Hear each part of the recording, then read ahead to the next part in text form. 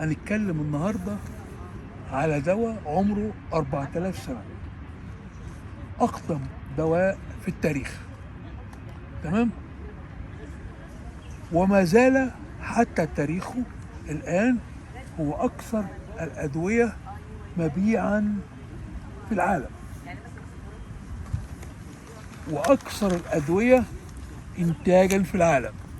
العالم يستهلك منه سنويا 44 ألف طن دواء ولا عشب؟ من هذا الدواء دواء ولا عشب؟ من هذا الدواء.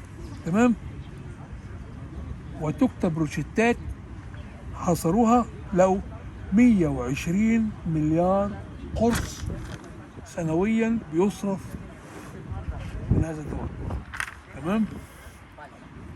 هذا هو أكثر دواء مستخدم عالميا، ومنظمة الصحة العالمية أدرجته، كتبته في قائمة عندها اسمها قائمة الأدوية الأساسية الهامة. تمام؟ في عام 2017 سجلت الولايات المتحدة 17 مليون روشتة كتبت هذا الدواء. تمام؟ هذا الدواء هو الأسبرين. هذا الدواء اكتشف من 4000 سنة، واحنا عرفنا من البرديات اللي موجودة ان هم استخدموا نبات اسمه الصفصاف. هذا النبات يستخلص منه مكونات الاسبرين اللي اسمها ساليسيليك اسيد، حمض الاسيليك. تمام؟ هنتكلم دلوقتي على هذا الدواء الغريب اللي هو فيه صفات لا تتوفر لأي دواء غيره. ممكن تديه بالفم يتبلع أو يتقرقش، ممكن تديه دواء شرب، ممكن تديه حقنة في العضل، ممكن تعمله مرهم، وممكن تحط الموس. مفيش دواء في العالم يؤدي نفس الوظيفة إذا أعطيته لمريض بطرق مختلفة غير الأسبرين. الأسبرين هو أشهر الأدوية، أكثرها شعبية، أكثرها مصداقية. ليه مصداقية؟ لأن هو من ساعة ما القدماء المصريين خدوا ورق الصفصاف ده ومضغوه ضيع القلم. ما زال لحد دلوقتي هذا الورق يشبه على القلم. يبقى دي المصداقية، ثبات في المفعول بتاعه من زمان، مش جه بعد 1000 سنة بطل يشتغل، لا، لحد دلوقتي. تمام؟ وأرخصها سعرا طبعا، أكثرها مصداقية وأرخصها سعرا، وأكثرها استمرارية 4000 سنة. تمام؟ إذا الحكاية بدأت 2400 سنة قبل الميلاد، بس ما اعرفش قطعوه ليه. عندما استخدم المصري القديم أوراق نبات الصفصاف. هو طبعا ده الكلام ده كان قبل عصر الأسرات، يعني ما كانش فيه حتى الطب بتاعنا بتاع المصريين القدماء. ده الإنسان الأول زمان كان بياكل أوراق نبات، وكان بياكل حيوانات الصدى. تمام؟ يذبحها وياكلها. فلما أكل ورق هذا النبات، لما كان بيصاب بألم لاحظ أن الألم يختفي، فتوارث المصريين عن بعضهم البعض لحد ما وصلوا إن هذا الدواء، إذا هذه الأوراق لو عملناها منقوع نقعت في الماء، تمام، وشربنا الماء بتاعها، نحط عليها ميه سخنه ونغطيها يعني زي ورق الجوافه. ايوه، بس بتشرب اي كميه ولا كميه معينه محدده؟ ما كانش فيه ساعتها بقى حاجة. كان ساعتها ده واحد إنسان بدائي لقى نبات، تمام، بيجيب نتيجه. لا غلاه أو مضغه فضاع الألم. تمام؟ إذا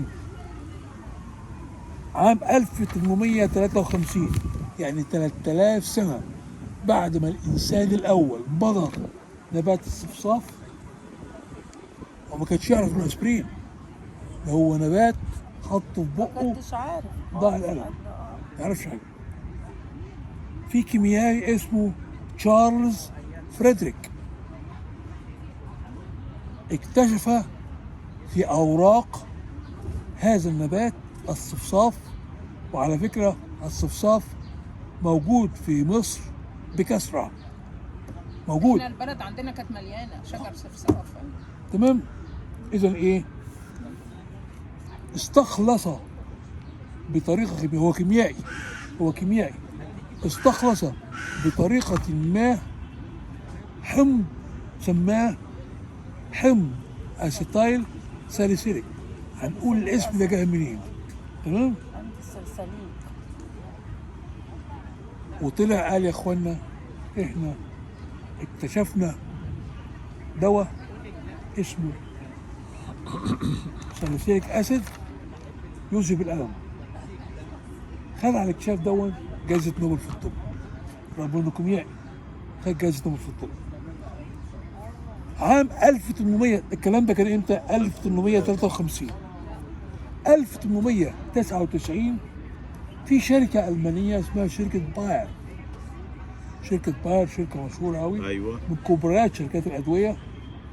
خدت المركب دون اللي هو الساليسيليك أسيد بتاع النبات الصفصاف، وضافت عليه بعض المركبات وراحت عاملاه في قراص. احنا زمان واحنا صغيرين كنا نقول ايه؟ اسبرين باير. كان الاسبرين مقرون باسم باير، فكنا نقول ايه؟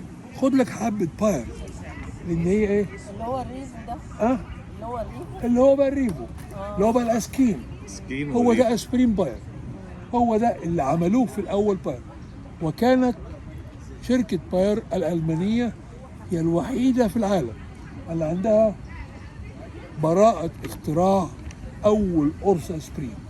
طبعا لما حصل انتشر هذا الدواء كمسكن للألم، الكلام ده بتكلم 1899،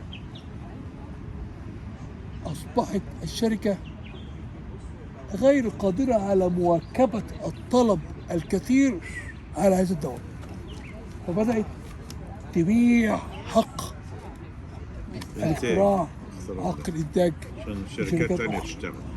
طلع في مصر بقى ريفو، وطلع أسكين، وطلع في بلاد تانية بأسماء تانية، لكن هو أساسه أسيتايل ساليسيليك أسيد، اللي هو أساسه إيه؟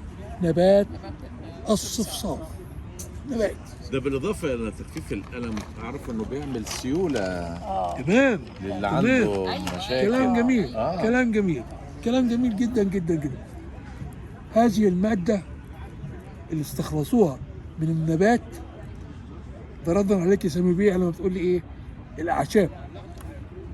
لو كانوا ساعتها، وكل الادويه لو موجودة كانوا بالأعشاب ساعتها يا دكتور صلاح. الله، ايوه بس شوف الدكتورة بقى بتقول ايه؟ لا الأدوية بس مقننة. أساسها أعشاب. ايوه بس بص، لان مش الاعشاب عشوائي. فيها مكونات اخرى للي احنا عايزينه، ماشي. فاحنا يبقى إذن بنستخلص الحكم المكون اللي احنا جزافاً عايزينه بس. على الأعشاب كلها أنها ضارة دون إجراء فحوصات كيميائية وطبية على هذه المادة جانبه الصواب. الحكم ده لازم أنا أخضع المادة بالظبط كده. لتجارب طبية. ايوه ليه؟ اللي وقيس. بيبيع لك ده عامل او راجل، مش دكتور آه. صيدلي. بس مش بس هو هيديك الفكرة كلها الكميات. يا سامي بيه إيه؟ في كذا مكون الفكرة جواه، كلها فلازم إنك أنت نستخلصه. لما الشركة، لما العالم دون اللي خد جائزة نوبل خد الورقة دي وحللها، طلع منها مكون الأسبرين، طلع منها دواء هو أكثر الأدوية مبيعا في العالم دلوقتي، وأكثر الأدوية مصداقية، وأرخص الأدوية، وخد جائزة نوبل. إذا يا إخوانا الحكم مسبقا على أن كل الأعشاب لا مش كلها، بس لا. مضرة يبقى لا. خطأ لا جانبه الصواب. مش هنقول خطأ، ده مش هنقول كل، لا. جانبه الصواب. هنقول يجب طريقة دلوقتي استخدامه. في عصر العلم والطب والأدوية أن تخضع الأعشاب ايوه التي يستخدمها بعض الناس خارج مهنه الطب اه الى فحوصات معمليه بالظبط. دقيقه. ده اللي حتى حبيبي.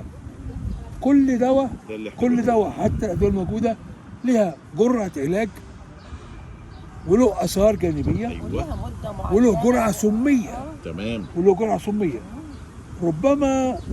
ربما يلجا من ليس بطبيب الى اعطاء الدواء ايوه بنيه سليمه اه للشفاء، لكن هو مش عارف ان مكونات هذه الجرعه لها سميه.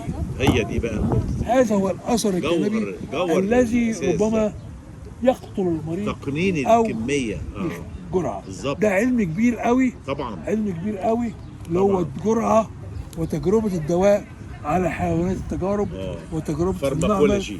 وتجربته على المرضى في حالات متاخره بعد اخذ موافقات. ما جربوش حتى كمان على المريض غير لما اجيب عدد كبير من الناس وياخدوا حالات موافقتهم. متقدمه واقول لهم ايه، هنستخدم دواء لاول مره توافقوا على استخدام هذا الدواء له اثار جانبيه. الناس دي بالقانون هتقول لك ايه، انا اوافق، انا مفيش دواء تاني. فالناس بتستخدم الدواء ده. مم.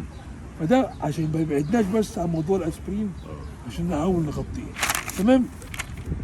اذا لما حللوا هذا العالم الالماني لقى ان في ماده بيضاء بلوريه. شفت بقى؟ يبقى هو لما عملوا قراص حلل اكتشف المكون الاساسي للدواء. وحمضيه ضعيفه، حمضيه، عشان كده هي ليها اثار جانبيه اللي هو ايه؟ حموضة المعدة. زياده الحموضه في المعده. تمام. ودرجه انصهارها 136 درجه مئويه، ودرجه الغليان 140. اذا اخذنا يا اخوانا تحليل الماده اللي في النبات دي وعرفنا مواصفاتها كويس. هذه الصفات نادرا ما تتجمع في نبات واحد وينتج قرص وتستطيع تشكيله في مرهم وحقنه وحبايه والبوس.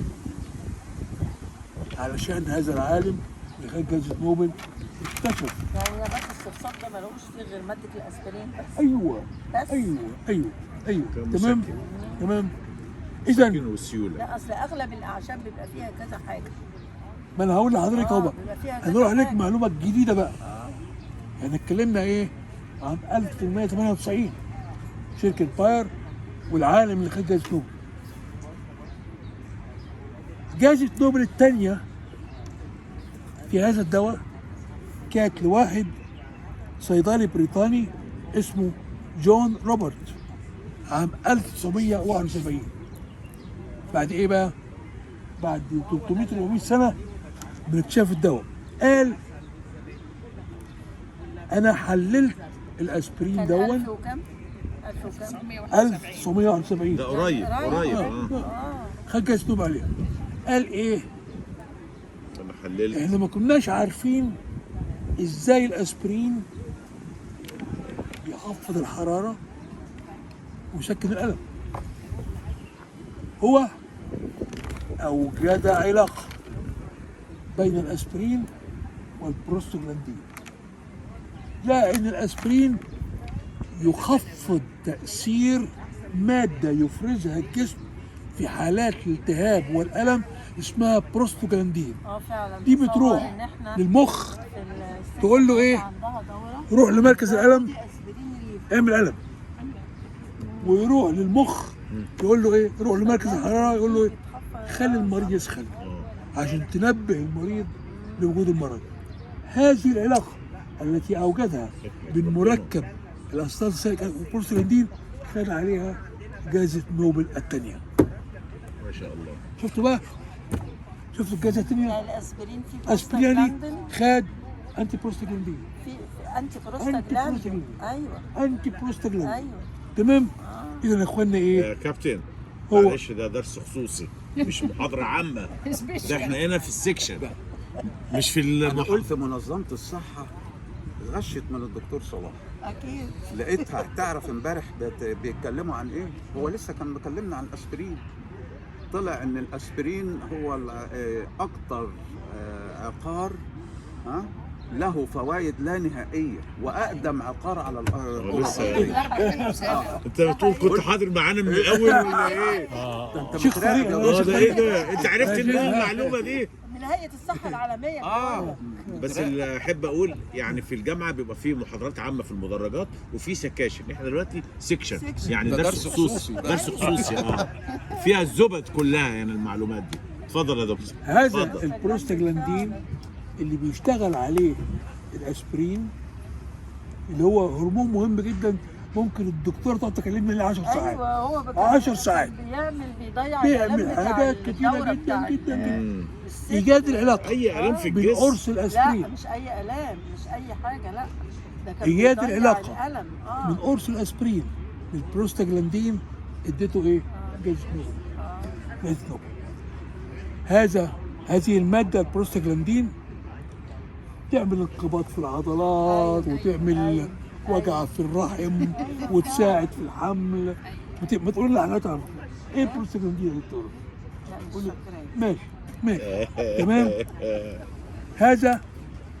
هذه الماده البروستاجلاندين تفرزها جميع خلايا الجسم، ملهاش غده تفرزها. ليه بقى؟ لانها مهمه مهمه في كل خليه. لكل خليه من خلايا الجسم، وعشان كده له 10 انواع من المستقبلات في الجسم، 10 محطات يركب عليها ويعمل التاثير لتعدد البروستاجلاندين، لتعدد مزاياه وفوائده للجسم. تمام. وفي نفس الوقت لا ان الاسبرين دون، عم روبرت دون اللي هو جه خد جائزه نوبل 1970، لا ان ايه، في ماده اسمها ثرومبو كينيز. هذه الماده عشان السيوله. تساعد على السيوله. التجلط. الاسبرين يا العكس. الراجل ده يعمل عمل ايه؟ سيولة. قال ده زي ما بيوقف انتاج البروستاجلاندين بيشتغل على الثرومبوزيجنيت او هو سكنيت، الماده اللي تمام. بتطلع. يخليها تقف ما يعملش الجلطه. عشان كده نحن ننصح مرضى القلب بانه ياخد قرص اسبرين 75 مللي جرام كل يوم، وقايه من الحدوث جلطه جلطات. طول الوقت. تمام. ليه اطفال؟ علشان هيستخدمه لمده 50 طويله المفروض ياخد. ما يعملش تعب في المعده. لكن برضه مريض القلب يسال الدكتور بتاعه، يقول له انا كانوا قالوا لي اخد ايه، اخده ولا ما اخدوش، عشان مش كل الناس تقول ايه صلاح قال خد اسبرين. تمام. اللي عنده التهاب في المعده يسال الدكتور بتاعه اخد يا دكتور لا. بس هو ملوش اثار جانبيه، اللي هو اسبرين الاطفال 75 مللي جرام ملوش اثار. اللي هو باستمرار. الحموضة طب نرجع المعدة بس لو لجزئيه حد ثانيه عنده. خاصه بالمسكنات قبل ما ننقل لحاجه أيوة. ثانيه يعني. حسب معلوماتنا احنا كشعب أيوة. او كناس عاديين مش اطباء، ان كتر استخدام المسكنات، ما بقولش على الاسبرين بس، تمام. المسكنات بيأثر على بعض الأجهزة في الجسم ومنها صح. الكلى. صح.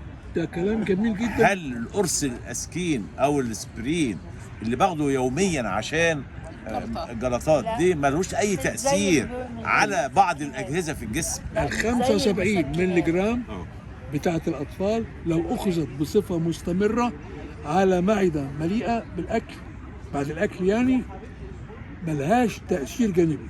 اللي له تأثير جانبي لو أخذنا جرعة الكبار من الأسبرين. احنا قلنا إيه؟ أسبرين أطفال. لو خدت جرعة الكبار اللي هي بتبقى قرصين 3 مرات في اليوم، دي ليها آثار جانبية. أيوه. تزود سرعة النزف، مريض ينزف ما يتجلطش، ما هو بيشتغل على هرمون بتاع مادة كيميائية بتاعة الجلطة، يفكها ما يخليش جلطة تعمل. تمام. ودي ميزة وعيب. عيب في ايه؟ في ان هو لما يتعور ينزف، وميزة في ان هو ما تجيلوش جلطة. خدت بالك؟ فبناخد الجرعه الصغيره اللي هي ناخد الجرعة 75 الصغيرة قوي كده، مللي ما يحصلش بقى مشكلة في الكلى، أيوه. لان الجرعة العالية هي دي اللي احنا نعرفها تضر الكلى. تأثيرها على الكلى.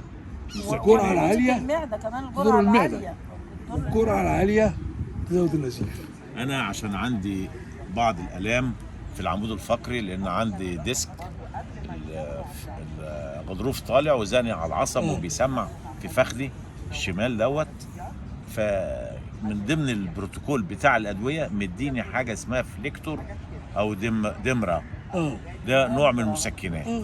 فقال لي ده عندي اللزوم ده فقط، ما تتلذش انك كل يوم عاوز وتاخد عشان تخفف الالم، لانه ليه تاثير جانبي على الكلى. تمام. حذرني من الجزئيه دي اول دمرة ما بسط العضلات. روح للي انت قلت عليه. الحاجه ايوه حاجة أنا جاي. ده في واحد تاني اسمه ابو عصايه في المنوفيه، بيضرب تاني يضرب الناس. لا مش بيضرب، ده بيمشي النشابه بتاعت العجين دي بيمشيها على العمود الفقري في حته معينه، وبعد كده يروح ضرب يقول لك قومي خلاص كده مع السلامه انت بقيتي حصان. وبيروحوا يحجزوا الدور من الفجر واقفين طابور على بيته. صح. ابو عصايه ده انا سمعت الكلام ده، الناس وصفوه لي. الكلام ده على فكره له اساس علمي كبير. الناس وصفوا لي ان انا اروح، بدأنا قلت لهم لا انا مش بتاع كده، انا مش بتاع قبل كده. الانسان مضغه بقى دلوقتي اكثر دواء مبيعا في العالم، لكن مش معنى كده يا اخوانا ان الواحد ياخد اعشاب ويمضغها ويقول اصلها بتعمل كذا. لا بالظبط، ده اللي انا عايز لازم اركز تخضع فيها. لفحوصات كيميائيه وتقرر مش هروح الجرعه. انا للعطار اقول له اديني حاجه وحياتك لا، ما كده ينفعش. ما ينفعش للمعده كده. ولا لا طبعا. ده في علم اسمه هيديني قد ايه وانا اخد قد الفارماكولوجي. ايه؟ الفارماكولوجي ده والاقربازين بالعربي اللي هو علم الادويه، علم فيه كتب قد كده. في كليه الطب مسمينه فارماكولوجي. تمام. كتاب تخن كده كان اخويا ورهوني وهو بيذاكره. اذا منع حبايه الاسبرين دي تخثر الصفائح الدمويه واحتباس الكرات الدم البيضاء فيها، منع حدوث الجلطه. فاصبح لحبه الاسبرين دي ميزتين رئيسيتين تتميز بهما عن ما عداها من مسكنات الألم. ليه بقى؟ مسكنات الألم نوعين، في نوع كورتيزونات اللي هي ستيرويدال بيسموها، لكن الأسبرين من نوعية اللي اسمها نون ستيرويدال أنتي إنفلاماتوري، مسكنات الألم بعيد عن الكورتيزون. غير الستيرويدال اللي هي بيخش فيها ايه؟ اندوميسازين، ويخش فيها البروفين والبروفينين بجرعاته المختلفة 200 و400 و600. تمام؟ دي الانتي انفلاماتوري. نعم. دي الانتي انفلاماتوري لها تأثير على الكلى كبير. دي بقى جرعتها اللي بتضيع الألم والانفلام ممكن تؤثر على الكلى. تمام؟ الباراسيتامول بيأثر على الكبد. إذا لما زادت شعبية هذا الدواء بدأت شركات الأدوية صنعوا اسمها إيه؟ في الطب حاجة اسمها تخلق الدواء. يعني إيه؟ شافت التركيب دون وبدأت تعمله في المعمل. ما بقاش بقى بنجيبه من الصفصاف دلوقتي. تمام؟ مش كل دولة عندها صفصاف. واصبح الاقبال على الصفصاف دون كتير، وبالتالي نجحوا في تخليق المركب بتاع اسيتايل ساليسيليك اسيد اللي هو حمض الساليسيليك في المعمل، وينتجوا منه الاسبرين اللي موجود دلوقتي. هو اسمه زي ما هو، كلمة اسبرين هي اسبرين، رمزا لاسيتايل، أول حرف فيها إيه؟ سبرين هو تكريما الصفصاف. المادة اللي كانت بتستخرج منه اسمها ساليسيك. احتراما لهذه المادة ظل المركب الكيميائي المستخدم إلى الآن يحتوي اسم الزيت اللي كان بيستخرج من النبات زمان. خدتوا بالكم يا اخوانا؟ بيحترموا النبات، فنقول ايه اسيتال طب ما ساليسيليك اسيد. شركات الادويه تعمل زرع يبقى عندها مزرعه لا لا بيخلقوه بيصنعوه مش نفس لما المرض. الطبيعه افضل واحسن. اسرع لا اسرع بس علشان في الانتاج في السوق. يستخلصوه. احنا بنتكلم على ايه؟ بنتكلم على 44 ألف طن سنويا. هزرع ايه؟ هزرع بقى كذا. بتكلم على 120 مليار قرص سنويا.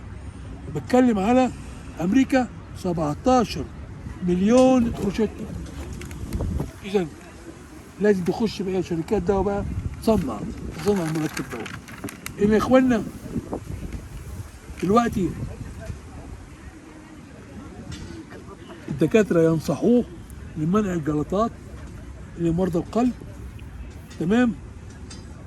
وزي ما الدكتوره قالت هو يقلل الالتهاب، يعني يمنع التليف مكان الاصابه، يبقى مسكن الالم ومقلل الالتهاب، يمنع الالتصاق في الجرح، تمام؟ وزع علينا شويه. ويمنع ما انا اساسا اكبر من كده يعني. ويمنع. أنا احرج من ويمنع. البالغ الصغيره دي. ويمنع هدي بس ثمن الدرس الخصوصي. ويمنع حدوث الجلطات داخل الشرايين. يبقى هو له وظيفه كويسه جدا جدا خلاص اجيب لي الثانيه في منين؟ خلاص منع الاصابه بالجلطات اصلها عند مرضى القلب، تمام؟ اه لكن له اثار جانبيه هذا الاسبرين. اه هو حمض ضعيف، حمض يعني حاجه حامضه. يعني يعني على إيه؟ المعده. هم دلوقتي بقى ايه؟ لما خلقوا الاسيتال ساليسيليك اسيد بدأوا يحطوا له مركبات جوه تقلل حمضيه حمضية. الدواء، تمام. تمام؟ فبدأ ايه؟ ما يعملش الاثار الجانبيه في المعده، تمام؟ لا يا استاذ سامي لان هو ايه؟ فين نصيبنا؟ هي لان هو ايه؟ شوفوا الميزه دي بقى ايه؟ كان عندنا مثل ايه؟ اكلتها والله. يقولوا ايه؟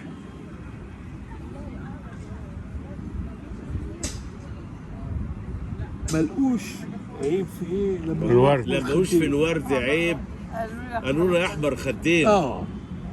انت عايز دواء يمتص بسرعه، تمام؟ هو عشان يمتص بسرعه بيخش المعده ويمتص. بيمتص من البق.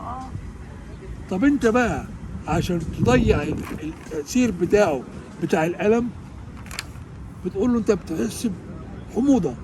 طب ما يا اخوانا ما الحموضه علشان خاطر امتصها من المعده، يبقى هتاخد ازاله الالم تاخد معاه شويه حموضه، تمام؟ هو ده الاحمر الخطير، تمام؟ وينصح بعدم تناوله على معده خاويه، تمام؟ الجرعات العاليه اذا اخذت فتره طويله تاثر على الكبد، وظائف الكبد، بتوطي الانزيمات شويه وتؤثر على الكلى، تمام؟ وتسبب ايه؟ السيوله. احنا في حالات الطارئه لمريض القلب عندما يصاب بألم، وأنا في رأيي كطبيب بعد خبرة أكثر من 50 عام، أي واحد في مقتبل العمر إذا حس بألم في صدره من الأصلح له أن يمضغ قرص أسبرين. يبقى الواحد لازم يخليه في الموجود في البيت بقى او في العربيه. تمضغه ليه؟ في شنطته. ليه تمضغه؟ لأن احتمال الإصابة بذبحة صدرية إذا مضغت القرص دون هو أسرع وسيلة لامتصاص حمض الأسيتال ساليسيليك أسيد، إن أنا أمضغه فيمتص اللسان. يقول لك لو جه تحت حد اللسان. كده جاله الم وذبحه ياخد 4 اقراص مره واحده. يمضغه. بنقول المريض بقول إيه؟ لك المفروض كده الواحد يسيبه في البيت، بنقول له إيه؟ في شنطته، في محفظته، في جيبه على طول. عندما مش عشان كنا- نفسه، عشان اي حد يقابله عندما عنده الحاله دي. امال ليه منظمه الصحه العالميه حطته في لسه الادويه الفتره الجايه تجيب لنا الهامة؟ علبه كبيره توزعها علينا بقى.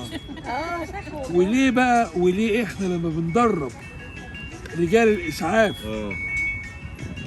في عربيات الاسعاف. الاسعافات الاوليه. اول ما يروح للمريض قلب يروح مديله قرصين اسبرين، يقول له امضغ الاسبرين، امضغ. ابلعه امضغه. 120. لما بيقرشوا يسهل امتصاصه. طب احنا كنا زمان في الاطفال اللي ما بيعرفوش يبلعوا كنا نهرس القرص في معلقه بشويه ميه هو ده. ونديهم له. يمتص بقى اه من اللسان، يمتص من اللسان. كان درس تمام. خصوصي. درس خصوصي. تعالى يا استاذ عزيز. اذا يا لو اخوانا مشترك تعالى. لا مشترك. تدفع تعالى. الاشتراك تخش تقعد. الدواء دون يا اخوانا رغم ان اصله اعشاب وهي نبات الصفصاف، لكنه استغرق ابحاث 50 عام يا سيدي قبل ان يخرج على هيئه قرص. تعال يا عزيز. يبقى ما خدناش العشب كلناه، لا 50 عام من سنه 1853 لحد 71 تجرى ابحاث عليه. اذا العلم ادانا وسيله لتقدير سميه الدواء، جرعته ما بتجيش غير بالبحث العلمي والتمحيص في الدواء. تمام. يبقى خلاص. استخدمه الاغريق واستخدمه الهنود الحمر. الكلام ده زمان آلاف السنين. تمام. وكان يستخرج من لحاء شجرة الصفصاف، ياخدوا ورقة كده القشرة بتاعتهم بره. عشان كده لما زاد الإقبال عليه ما نقدرش بقى إيه، هقول لكم حاجة معلومة، علشان أطلع أوقية أسبرين باخد كيلو ورق صفصاف أطلع منه وقية أسبرين. إذا أصبحت اقتصاديا عملية صعبة يا دكتور. طبعا. واخد بالك حضرتك لما قلت لي ده بيدخلوه معصره. بيدخلوه معصره وبينزلوا منه زيت او حاجه. أيوة. هي دي الماده مش قلنا بتاعته. الزيت اهو، قلنا زيت معصره زي معصره سلسيك ده آه. هي ماده اللي هي اكراما له ما زال يسمى الدواء ايه؟ اسبرين، ساليسيليك اسيد. ساليسيليك اسيد. تمام. هذا دواء الساحر، مسكن الالم، خافض الحراره، يعالج الصداع، يعطى بالفم على هيئه لبوس، يحمر على هيئه الخدود حقنه، وارخص دواء في العالم واكثرها استخداما. ويقوي عضله شكرا القلب. جزيلا. انا بشكرك يا دكتور. شكرا جزيلا. حضره جميله فعلا.